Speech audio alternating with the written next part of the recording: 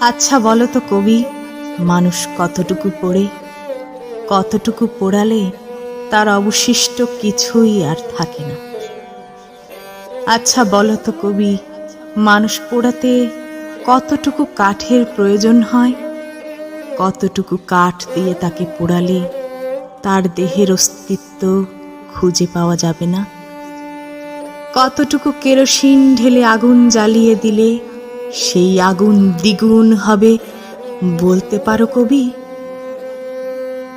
আচ্ছা বলো তো কবি, মানুষ কেন এত পড়ে, কিসের এত দুঃখ মানুষের?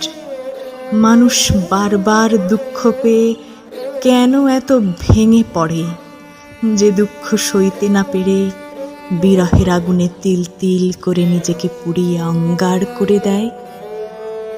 আচ্ছা কবি, তুমি তো মানুষের মন বোঝো, কত শত শব্দ নিয়ে খেলা করো, তুমি কি এতটুকু কথা বলতে পারো না মানুষ কেন পড়ে?